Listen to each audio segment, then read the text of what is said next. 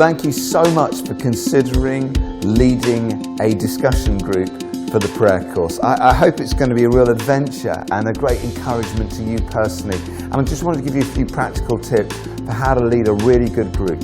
I don't know what size your group's going to be. It might just be 2 or 3 of you. It might be an entire church congregation. But there are some basic principles that will really help you, whatever the size of your group, to make this a discipleship experience of people drawing closer in their relationship with God. The first thing is, can I encourage you to lead by example, to actually pray for your group? I know it sounds funny sometimes to pray about prayer, but there's a spiritual battle around this. There's an enemy who doesn't want people walking and talking with God. And as you lead in this, you're going to be drawing people into deeper relationship with Him. So I'd really encourage you to not just lead the group, but to really commit to praying for the group, praying for the individuals, praying your way through each week. The second key, so the first is lead by example. The second is this: try to create a safe environment for discussion. Sometimes people find it pretty scary to talk about spiritual things. And so, if it's in your living room or if it's in a bigger environment, maybe a circle of chairs, provide, drinks, make it hospitable. We don't want just kind of plastic chairs in a drafty old church hall or whatever. Make it a really friendly, safe space where it's going to be easy for people to say what they really think, not just what they think that they should say. It's lovely when people are really honest, or they say the slightly surprising or risque or even irreverent things. So create a safe environment. And that links to the third point, which is your main job, having created the space, is to provoke questions, not to be the one providing all the answers.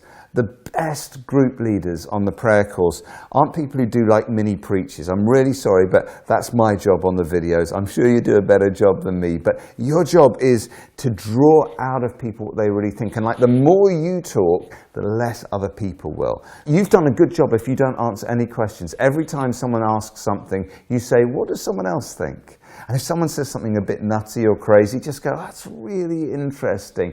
Have anyone else got any views on that? So provoke and draw out questions. And on the cheat sheets, you're going to find lots of great discussion starters, little mini Bible studies. This stuff is just really practical, and it works. We've tried this all over the world, and it's just really encouraging. This stuff really does work. Fourthly, just do it. Make sure, as well as talking about prayer, you actually pray. That you make space as you're together to do it. And try the different types of prayer and practice. If we're looking at petition and maybe drawing up prayer lists, do it and then pray. There's articles on this website here on prayercourse.org which tell you how to lead a good prayer meeting, or how to get everyone crying out to God all together, or how to go on retreats. All the practical stuff. I hope you'll find it really, really helpful. And if we've missed anything, just email us and we can always add it. Finally, and I guess most importantly, be led by the Holy Spirit.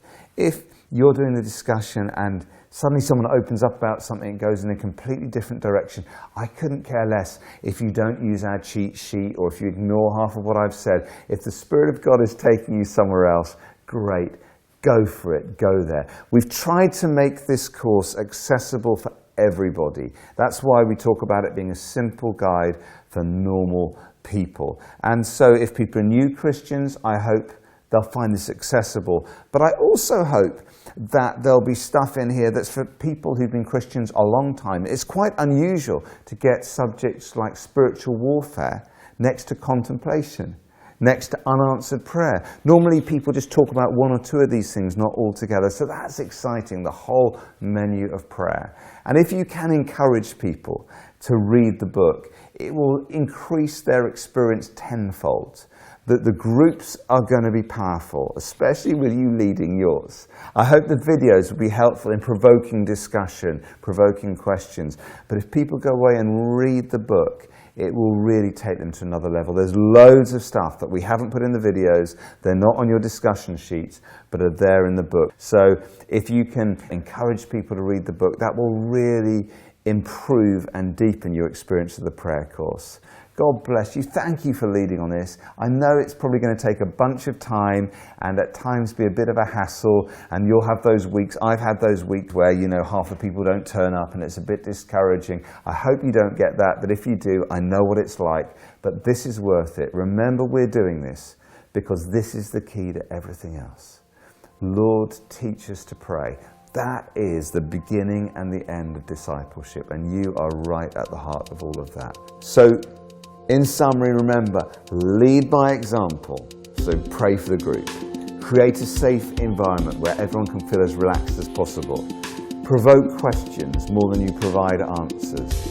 Make sure you do it like you actually do, make space for praying and putting it into practice.